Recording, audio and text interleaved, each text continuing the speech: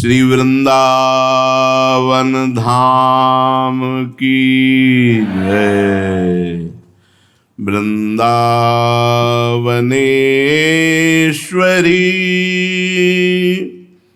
तवैव पदारविन्दं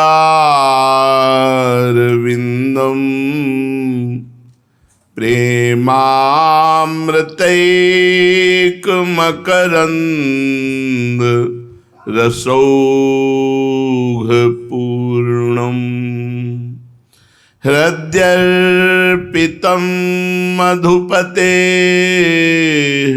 स्मरतापमुग्रं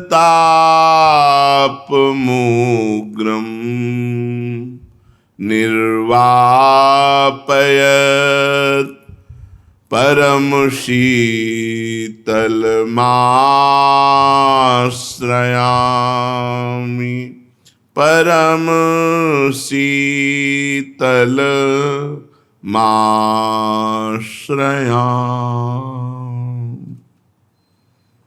साधक के उन्नति के लक्षण, आपकी रोज साधना ठीक चल रही है और आपकी उन्नति हो रही है, इसके लक्षण अपने गुरु प्रदत्त साधन में प्रेम होना।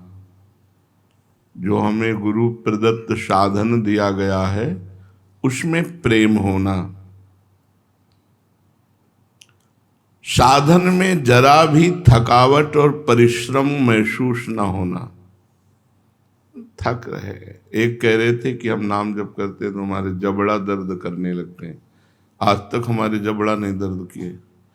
हाँ, ये जरूर है, बहुत चिंतन करने पर ये सब पार्थिव है ना, प्राकृतिक है, ये सब दर्द करने लगते हैं।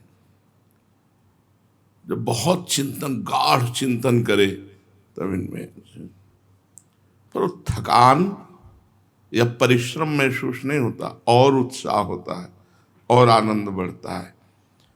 साधन जो गुरु प्रदत्त है उसमें प्रेम होना, और साधन में जरा भी थकान या परिश्रम महसूस ना होना जो आप साधन कर रहे हो। और जो महापुरुष जन हैं, भगवत प्राप्त संत जन हैं, उनमें अपार श्रद्धा होना और उनकी जीवनी पढ़ना, उनके चरित्र सुनना और भगवान पर दृढ़ विश्वास होना, ये साधक की साधना के उन्नति के लक्षण हैं। पुनः सुन लीजिए, गुरु प्रदत्त साधना में प्रेम होना, साधन करते समय थकान या परिश्रम महसूस ना होना, भगवत प्राप्त महापुरुषों के चरणों में अपार श्रद्धा होना, उनकी जीवनी पढ़ना, उनके जीवन चरित्र सुनना और भगवान पर दृढ़ विश्वास होना, ये साधक के उन्नति के प्रधान लक्षण हैं। अगर ये हैं तो समझो साधक बहुत तेज चाल से चल रहा है और वो प्रभु से बहुत शीघ्र मिलन होगा। प्रभु प्राप्ति की साधना को ही जीवन का मुख्य कार्य समझें। शरीर संसार में रहे परंतु मन को निरंतर प्रभु के नाम में रखो। शरीर संसार में रहे पर मन सावै मनः कृष्ण पदारविंदयो, भगवान के चरणों में, भगवान के नाम में। केवल धर्म ग्रंथ पढ़ने से काम नहीं चलेगा, ना बड़ी बड़ी बातें कहने से, ना बड़ी बड़ी बातें सुनने से। तुम्हें मन को प्रभु में लगाना होगा, तब बात बनेगी। जैसे एकांतिक में किसी ने प्रश्न किया था, मतलब प्रारब्ध बुरा है या भला है, तो किसी का आशीर्वाद काम कर सकता है? नहीं। सुनो भरत भावी प्रबल, बिलख कहो मुनिनाथ, हानि लाभ जीवन मरण जस अपजस विधिहार। ये केवल व्यवहार की बात है। चिरंजीवी रहो, मरेगा वो, चिरंजीवी तो नहीं रहेगा। वो खुश रहो, जलेगा वो। भजन नहीं कर रहा है, सतमार्ग में नहीं चल रहा है, भगवान के आश्रित नहीं, वो खुश रहेगा, वो जलेगा। बोले और सब कुशल मंगल? बोले बहुत कुशल मंगल। गोस्वामी जी कह रहे तब लग कुशल न जीव कहूं, सपने हो मन विश्राम। कुशल कैसे हो सकता है? स्वप्न में मन को विश्राम कैसे प्राप्त हो सकता है? जब लग भजतन राम कहूं, शोक धाम तज। और बिना मंगल भवन भगवान का भजन के मंगल हो सकता है? तो कुशल मंगल कब? जब भगवान का भजन हो रहा है तब, नहीं तो केवल व्यवहारिक बातें हैं। कुशल मंगल पूछना या खुश रहना या चिरंजीवी रहो, ये सब आशीर्वाद केवल व्यवहार के हैं, ये काम नहीं करेंगे। तो बहुत पुस्तकें पढ़ने से, बड़ी बड़ी बातें बनाने से या बड़ी बड़ी बातें सुनने से काम नहीं चलेगा। काम चलेगा मन को प्रभु में लगाने से। मन को प्रभु में कितना लगाते हो, खास बात यह है। भगवान के स्मरण, चिंतन और गुणगान में जिसका सारा समय व्यतीत होता है वही उत्तम साधक है। भगवान के चिंतन, स्मरण और गुणगान में जिसका समय व्यतीत होता है, सारा समय, कभी भगवत चिंतन कर रहा है, कभी नाम कीर्तन कर रहा है, कभी भगवान की चर्चा सुन रहा है, कभी भगवान की चर्चा कर, सारा समय इसी में जाता है, धन्य है उसका जीवन, उत्तम जीवन है। जिस पर भगवान के सिवा और किसी पुरुष, स्त्री, किसी परिस्थिति, घटना का कोई प्रभाव नहीं है, जो हर समय एकमात्र अपने भगवान के चिंतन में, उनकी शरण में रहता है, वो बहुत उत्तम साधक है। न किसी स्त्री का चिंतन है, न किसी पुरुष का, क्योंकि प्रभाव ही नहीं किसी का, न किसी परिस्थिति का चिंतन है, न किसी घटना का चिंतन है, हर समय भगवान के चिंतन में है, वही महापुरुष है। तुम चेष्टा करो, सारे प्रभावों से छूटकर एकमात्र भगवान का चिंतन हो, चेष्टा करो। तुम्हारा परिचय केवल भगवान से होना चाहिए। सबको भूल जाओ और ऐसे आचरण करो कि सब तुम्हें भूल जाएं। सबको भूल जाओ और ऐसे आचरण करो कि सब तुम्हें भूल जाएं। एक साधक के परिवार के जन आए थे, उनका वो रो रहे थे कि मिलता ही नहीं। उनका हमने तो अनुमति दे रखी है, बोले वो मिलना ही नहीं चाहता। बुलाया, अब मिलो, साष्टांग दंडवत किए, माता पिता सबके सर झुकाए खड़ा रहा, चल न एक नेत्र भर के देखा, न एक शब्द बोला, बस साष्टांग दंडवत किया, हाथ जोड़े खड़ा रहा। जब खड़ा रहा तुम कहा जाइए, तो चल दी, कोई मतलब नहीं। तुम ऐसे आचरण करो कि तुम्हें सब भूल जाए और तुम सबको भूल जाओ। एकमात्र भगवान से हमारा संबंध और उन्हीं की याद रहे। केवल भगवान की प्रसन्नता के लिए तुम्हारी चेष्टा हो। चाहो, ये चाह करो कि तुम केवल भगवान के हो। जगत में कोई तुम्हारा नहीं और तुम किसी के नहीं। ये बहुत बड़ी बात है, बहुत बड़ी बात। ये मत सोचो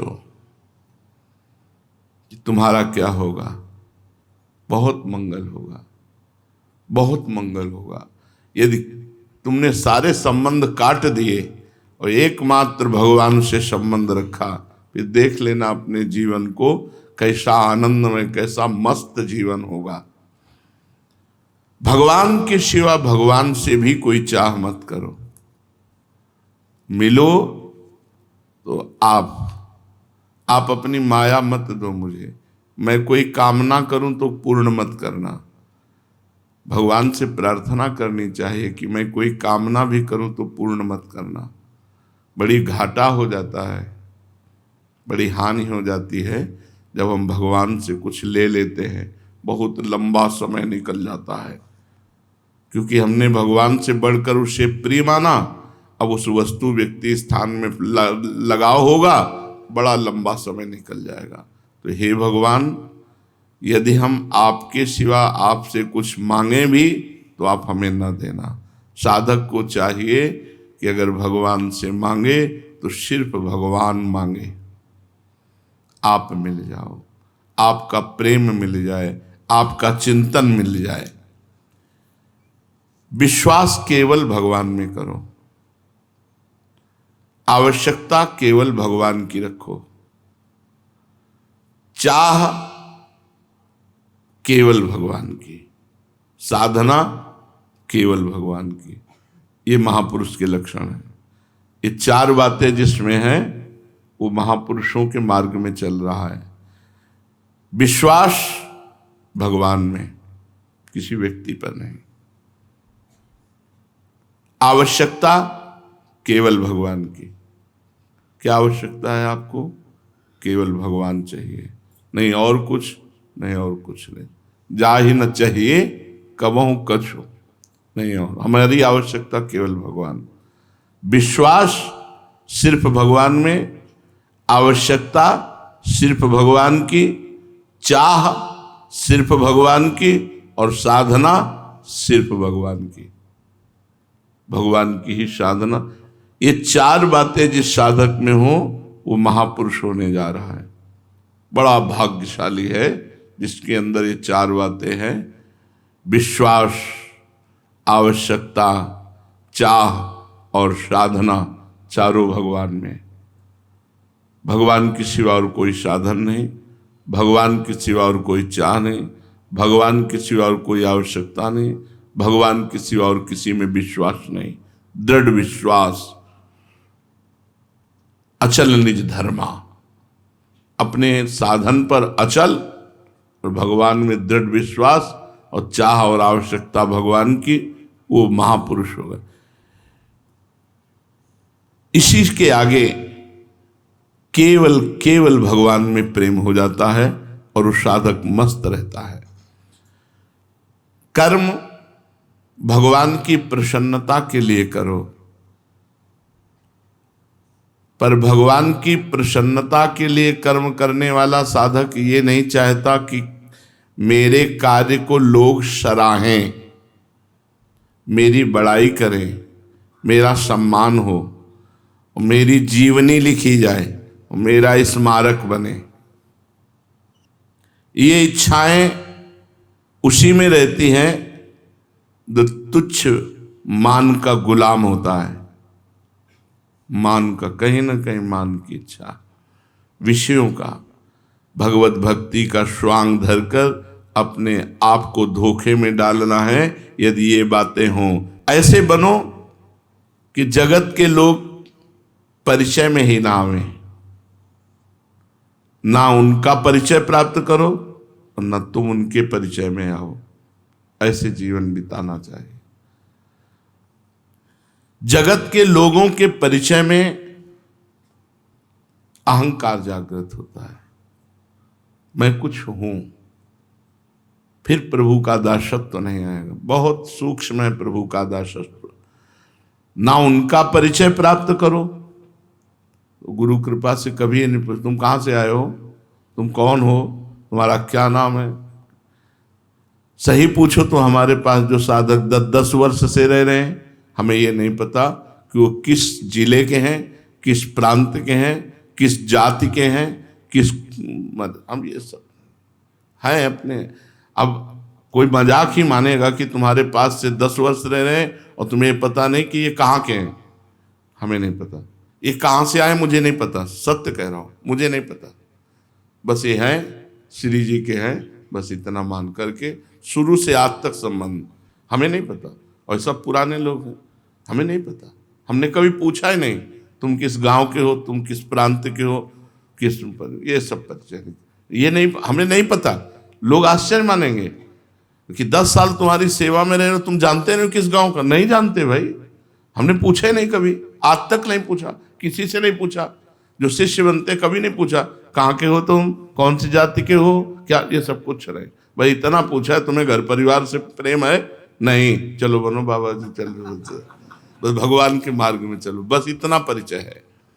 किसी का परिचय मत जानो। ऐसी चेष्टा करो कि तुम सबको भूल जाओ और तुम्हें सब भूल जाए, केवल प्रभु याद रहे। तो भगवान की कृपा से 20 वर्ष परिवार वालों को यह भी पता नहीं रहा हम जिंदा हैं कि मरे गए। गंगा किनारे जब जीवन व्यतीत हो, ऐसी चेष्टा करो जिससे तुम्हें सब भूल जाएं और तुम उनको भूल जाओ, केवल प्रभु और तुम्हारा बस यही परस्पर संबंध रहे। चुपचाप रहो, प्रभु की सेवा करो और प्रभु को स्वीकार करो। साधक हर समय नाम जप ऐसे करता है जैसे गरीब आदमी धन इकट्ठा कर रहा है। आज इतना माल इकट्ठा हुआ, राधा राधा राधा, आज इतना हुआ, आज इतना, अधिक से अधिक नाम जप। जो दूसरों के दिखाने के लिए साधन भजन सेवा करता है उसमें सच्चाई भगवती गुण नहीं आते, जीवन व्यतीत हो जाता है।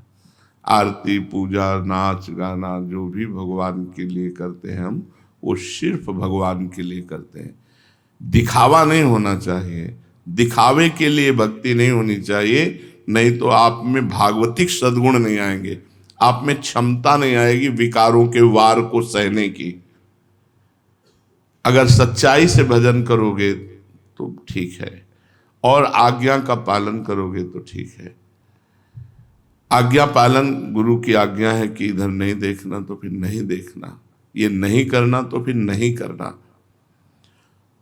जो दूसरों के दिखाने के लिए सेवा करता है, दूसरों के दिखाने के लिए माला चलाता है, दूसरों के दिखाने के लिए भक्ति का स्वांग करता है, उसमें भागवतिक सद्गुण नहीं आते, उसमें विकारों की सहने की क्षमता नहीं होती। देखो, जगत को सुधारने की ठेकेदारी भगवान ने तुमको नहीं दी है, इसलिए चुपचाप अपने साधन में लगे रहो। ये जगत प्रभुमय है, सुधारना नहीं है, प्रभुमय है। भगवान की लीला भगवान के सामने भी हुई है, राक्षसी लीला, राजसिक लीला, तामसिक जो राक्षसी असुर भाव, और सात्विक लीला। तीनों गुण चलते ही रहे, न कभी सुधरा है न कभी सुधरेगा, कभी नहीं सुधरा। क्यों? क्योंकि भगवान ही स्वयं तीन गुणों का पर्दा डालकर खेल रहे हैं और ये खेल चलता रहेगा। जैसे भगवान श्री राम ने जब दंडकारण्य के ऋषियों से पूछा कि हड्डियां किसकी हैं, तो उनका जान करके अनजान की तरह पूछते हो स्वामी, ये तो ऋषियों की, ब्रह्म ऋषियों की हड्डियां हैं जिनको राक्षसों ने खा खा करके डाल दिया। तो भुज उठाए प्रणकीन निश्चरहीन महि करो, मैं भुजा उठाकर संकल्प करता हूं कि राक्षसों से हीन कर दूंगा भूमि को। नहीं, क्यों?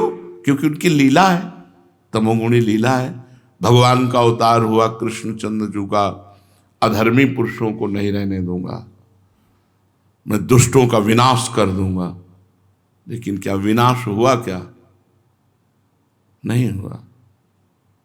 नहीं तो दुष्ट रहे नहीं जाते पृथ्वी में। क्यों? ये लीला भी तो उन्हीं की है, ये उन्हीं की लीला है। तो तुम ठेकेदारी छोड़ दो कि संसार को सुधार दोगे। रामकृष्ण के अवतार में भी ये पूरा नहीं सुधरा संसार, हम लोग भी तो रहे होंगे, अविनाशी जीव हैं तो कहीं ना कहीं रहे होंगे, भले चिपकली बने हो लेकिन रहे तो होंगे। तो हमारा कल्याण तो नहीं हुआ ना, हमारी दुष्टता तो नहीं गई ना। भजन, जगत को सुधारने की ठेकेदारी छोड़ दो, ये भगवान ने तुमको नहीं दी है। जगत प्रभुमय है, तुम केवल अपने आप को सुधारो, अपने आप को। तुम प्रभु के चरणों पर न्यौछावर हो जाओ और चुपचाप पड़े रहो दीन की तरह, उद्धार हो जाएगा। पड़े रहो दरबार में, कभी न कभी दीनानाथ की भनक पड़ेगी कान में। ये दास पड़ा है 20 साल से, जागृत कर देंगे हृदय में ज्ञान विज्ञान भक्ति। पर पड़े नहीं रहते लोग ना, हरकत करते रहते हैं, पड़े कहाँ रहते हैं। पड़े रहो तो बढ़िया बात है, 24 घंटे पड़े रहो तो तुम्हारे मुंह के सामने भोजन रखा जाएगा। पड़े रहो, नाम जप करते हुए पड़े रहो। 20 साल से सोलर में एक संत थे, 4 पाई से नहीं उठे, 20 साल। हम दर्शन करने गए, प्रमाणित जिन परमहंस के साथ गए थे बहुत तार्किक प्रवृत्ति के थे, तो उनका यदि जल पिएंगे तो लघुशंका होगी, यदि भोजन पाएंगे तो सोच होगा, और अगर लघुशंका सोच बिस्तर में नहीं है तो कहीं जाते हैं, और अगर जाते नहीं है तो ये ऐसा हो कैसे सकता है। मैं भी योगी हूं, योग कितना अन्न पचा सकता है, लेकिन अल्प मात्रा में मल का तो त्याग होगा ही। मैं चलूंगा देखने। हम कहा महाराज जी फिर हमारी भी इच्छा जागृत हो रही। बोले चलो। पैदल गए थे हम लोग, वो जो ही वो गए और हम संग ही थे, तो आंख नहीं खोलते थे, पर एकदम ऐसे थोड़ा उठे और ऐसे बड़ी बड़ी आंख ऐसे खोली। जो परमहंस जी थे मानो सारे उत्तर उनको मिल गए। काफी देर बैठे रहे, चरण सहलाते रहे उनके, और इसके बाद निकले हुए। गजब की निष्ठा, गजब का तेज, गजब का योग आज तक हमने नहीं देखा। और वहां जितने लोग थे रात दिन भीड़ लगी रहती थी, और रोज सुबह उनकी पादुका में बालू मिलती थी, जिससे प्रमाण होता था गंगा स्नान करके आए। सिद्ध महापुरुष 20 साल से चारपाई से नहीं उठे थे। ये नहीं कि रात्रि में कोई नहीं रहता, ऐसे भीड़ लगी रहती जैसे देवी देवताओं का पूजन होता है ना, ऐसे रात दिन उनका पूजन चलता रहा, और बस 20 साल से पड़े थे। अद्भुत संतों की महिमा। तो पढ़े रहो, पढ़े रहो, तो फिर ऐसे पढ़े रहो। भाई कई साल से पढ़े? बोले 5 साल से तो पढ़े ही है। पढ़े ही रहो, बस सिद्ध हो जाओगे। पढ़े पढ़े सिद्ध हो जाओगे। कौन पढ़ना चाहता है ऐसा? पढ़ जाओ एकदम, उठना नहीं।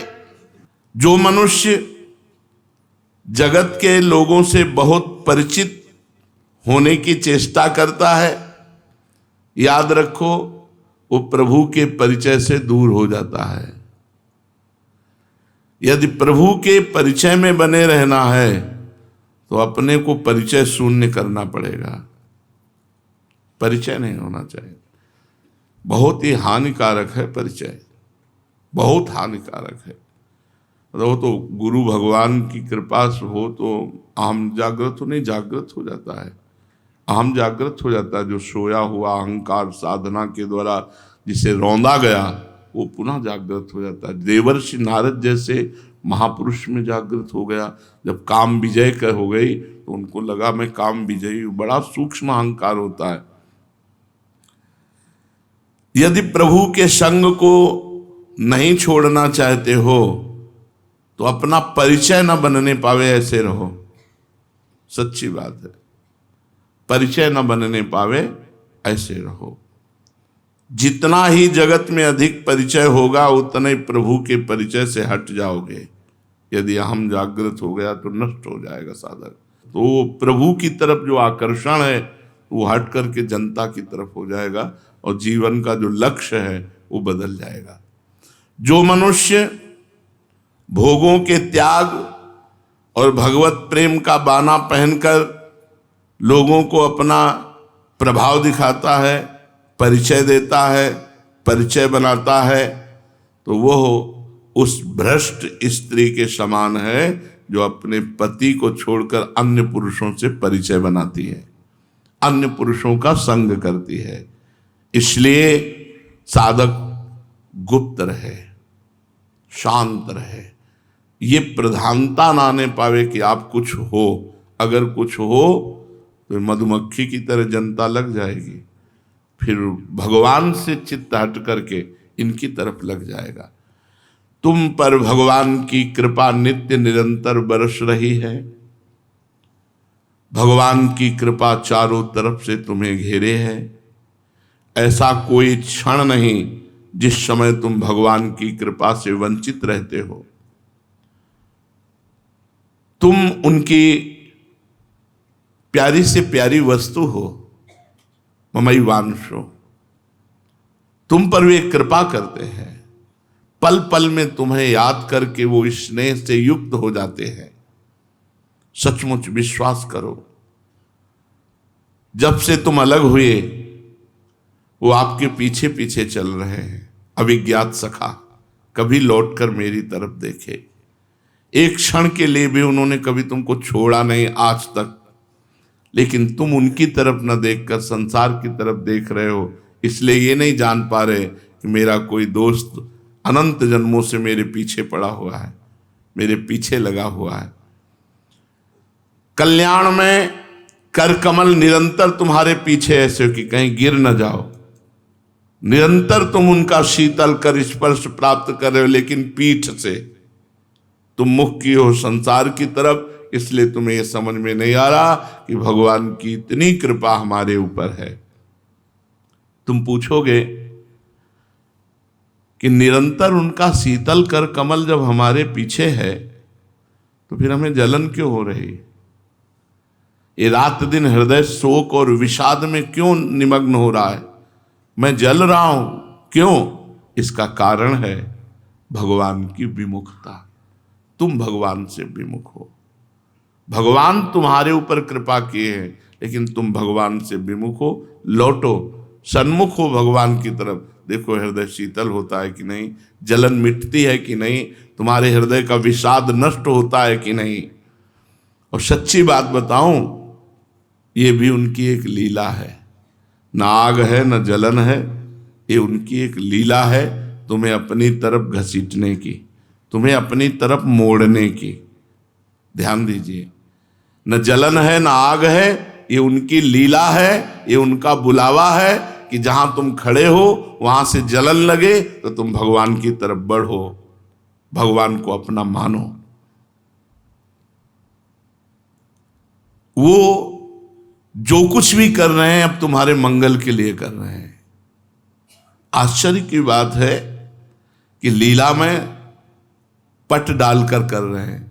बेपरद होकर अगर करे तो हमें समझ में आ जाए, हमारे साथ खेल तो रहे हैं वो, पर वो पर्दा डालकर खेल रहे हैं।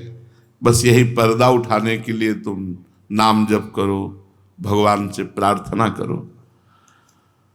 तुम्हारी सुख की चाह, शांति की चाह, आनंद की चाह, ये सब पूर्ति हो जाएगी। उनके लिए खिलवाड़ है। तुम्हें परम सुखी कर देना, परम शांत कर देना, परम आनंदमय कर देना भगवान के लिए एक खिलवाड़ है। उनका खेल पता नहीं कब से चल रहा है, कब तक चलेगा ना कोई पता लगा पाया है, ना कोई पता लगा पाएगा। ये चलता ही रहेगा। जिन्होंने देखा है चलते ही देखा है उनका खेल। हाँ, अब खेल का रूप बदलना चाहिए। अब माया में खेल नहीं, अब चिदानंद खेल मुझे देखना है। उनका खेल खत्म नहीं होगा, हमारा खेल परिवर्तित हो जाएगा। त्रिगुण माया से हटकर गुणातीत भगवान की दिव्य लीला का खेल। इसलिए तैयार हो जाओ। भगवान की कृपा तुम्हें जलन देकर, अशांति देकर, दुख देकर आनंदमयी लीला में ले जाना चाहती है। ये जो सृष्टि दिख रही है, इसका सृजन, इसका संहार, इसका पालन उनके द्वारा हो रहा है। शांति और अशांति की लहरें आनंद समुद्र में उठ रही हैं। ये सब भगवान का लीला स्वरूप है। कभी भयानक, कभी सौम्य, कभी रात, कभी दिन, कभी दुख, कभी सुख। यहां कुछ सत्य नहीं है। त्रिगुणमयी माया की लीला है ना, यहां कुछ सत्य नहीं। उमा कहूं मैं अनुभव अपना, सत हरि भजन जगत सब सपना। सावधानी यही है कि इस झूठे जगत में सत्य कमाई कर लो, परोपकार कर लो, खूब नाम जप कर लो, भगवान का नाम कीर्तन करके नाचो गाओ, ये सत कमाई कर लो। जो होता है होने दो, किसी को भी मत रोको। तुम्हें अधिकार भगवान ने नहीं दिया, तुम तो बस अपने मन को रोको। ये खास बात है। यहां सब दूसरे को अच्छा बनाना चाहते हैं, अपने नहीं, अपने मन को नहीं। यहां दूसरे को, किसी को आप बैठा दो, आप किसी से पूछिए परमार्थ का क्या स्वरूप है, भगवान की कैसे। ऐसा निरूपण करेगा कि पूछो मत। निरूपण करेगा, पक्का निरूपण कर देगा। अपने मन को कभी नहीं समझाया। सच्चा गुरु वही है जो अपने मन को चेला बना ले। सच्चा उपदेशक वही जो अपने मन को उपदेश देकर सुधार ले। जो हो रहा है होने दो, भगवान की माया का खेल है। किसी को रोको मत, तुम्हारे रोकने से रुकेगा नहीं। तुम तो बस अपने मन को मंगल में भगवान में लगा दो। किसी खास स्थिति की कल्पना मत करो कि अटैच रूम हो जाए, सारी व्यवस्था, कहीं जाना ना पड़े, सब फिर डट के भजन हो। कभी नहीं होगा, नहीं हुआ। ये जगत भगवत स्वरूप है। अगर ये भगवत स्वरूप हमारे दिमाग में बना रहे तब तो बाधा नहीं पड़ेगी। अगर ये कहीं आ गया कि मैं श्रेष्ठ और ये लघु, तो बाधा पड़ जाएगी। इसलिए जगत में जो हो रहा है तुम होने दो। तुम तो बस अपने मन को मंगल में भगवान के चिंतन में लगाओ। विश्वास करो भगवान सर्वज्ञ है। विश्वास करो भगवान सर्वशक्तिमान है। तुम्हारे को बहुत प्यार करते हैं, ये बात याद रखो। तुम्हारे को भगवान बहुत प्यार करते हैं, तुम्हारे साथ है, तुम्हारा हाथ उन्होंने पकड़ रखा है। इसलिए आज से तुम निश्चिंत हो जाओ, भगवान ने तुम्हारा हाथ पकड़ लिया। एक संत ने गाया है, सीताराम सीताराम सीताराम कहिए, जाहि विधि राखे राम ताहि विधि रहिए। बड़ा बढ़िया सिद्धांत है। मुख में हो राम नाम, राम तेरे हाथ में, बंदे तू अकेला नहीं, राम तेरे साथ में। मुख में हो राम नाम, राम तेरे हाथ में। अगर नाम चल रहा है तो भगवान तुम्हारे हाथ में है। भगवान का भजन कर रहे हो तो भगवान तुम, बंदे तू अकेला नहीं, राम तेरे साथ में। विश्वास करो भगवान सर्वज्ञ हैं, सर्वशक्तिमान हैं, तुमको बहुत प्यार करते हैं, सदा सर्वदा सर्वत्र तुम्हारे साथ हैं, और तुम्हारा हाथ उन्होंने अपने हाथ में पकड़ लिया है। ये जो सौभाग्य मिला है, धामवास, सत्संग, नाम वाणी, ये सब भगवान ने हमें पकड़ रखा है। नहीं तो माया के प्रवाह में कब बह गए होते। और जो दुर्भाग्यवश बह गए तो फिर बह गए, देख रहे हो दुर्दशा हो जाती जीव की। जो बह गया सो नाम धाम सब छूट जाता है। पड़ा रहे यहाँ तो मृत्यु होते ही भगवत प्राप्ति हो जाएगी, चाहे कोई साधना ना की हो, क्योंकि भगवान का मंगलमय धाम है। विश्वास करो तुम्हारे अंदर भगवान शक्ति का पुंज एकत्रित किए हुए है। तुम्हारे अंदर भगवान की दिव्य शक्ति छिपी हुई है, बस तुम्हें उसे जागृत करना है। शक्ति जो अंदर छुपी हुई है उसे जागृत करना है नाम जप के द्वारा। खूब नाम जप करो, दिव्य शक्ति तुम्हारे अंदर भगवान ने दी, उसको भगवान तुम्हें जागृत करना पड़ेगा। ये सेवा भगवान ने दी, माल रख दिया है, खोलना तुम्हें पड़ेगा। चाबी है नाम।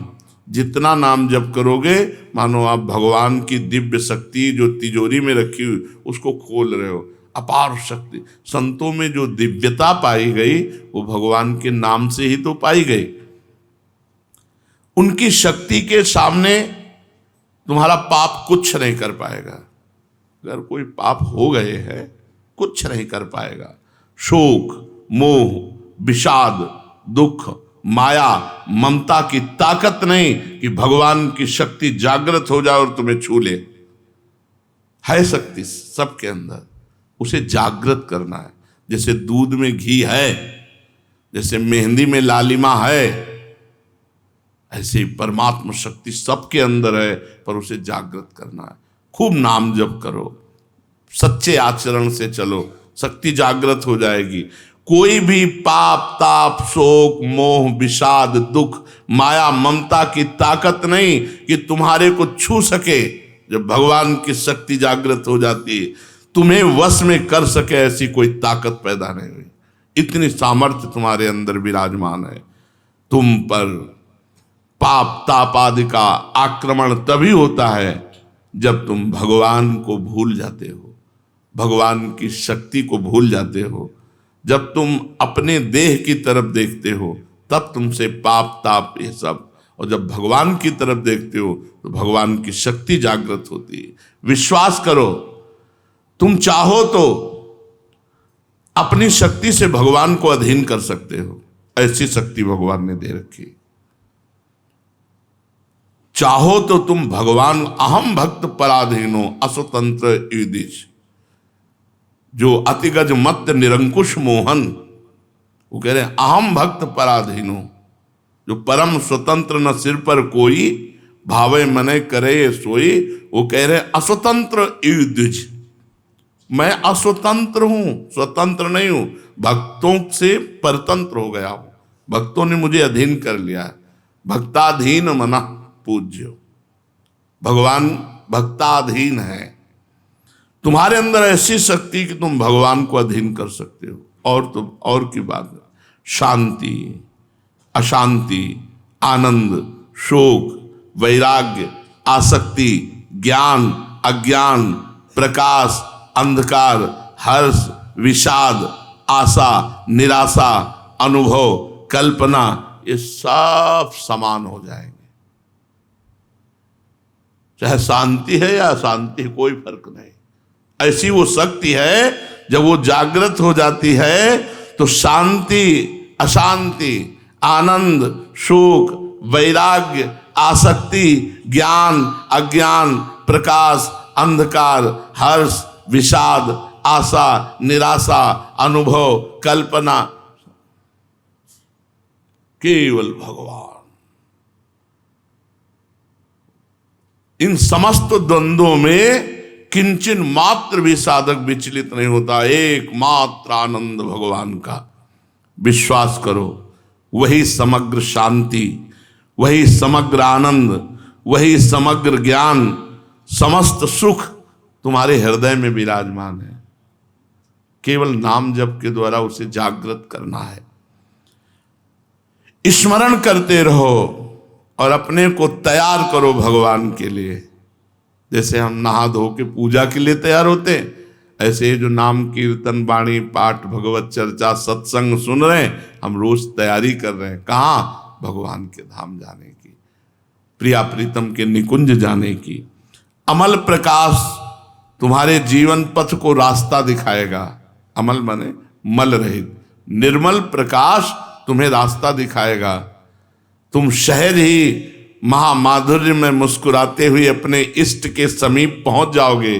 केवल नाम जप करो, खूब अधिक से अधिक भजन करो और तैयारी करो प्रिया प्रीतम से मिलने की। विश्वास करो, इस जीवन में हमारी यात्रा पूर्ण तभी मानी जाएगी जब हम भगवान को पा लेंगे।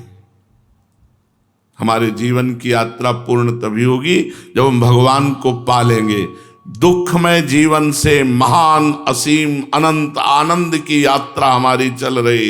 इसलिए निरंतर नाम जप करो, कोई पाप आचरण ना होने पावे।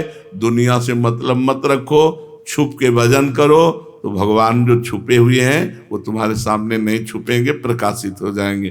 तुम छपोगे, भगवान छुपे रहेंगे, वो प्रकाशित नहीं होंगे। शेष चर्चा आगे। श्री राधा वल्लभ लाल की।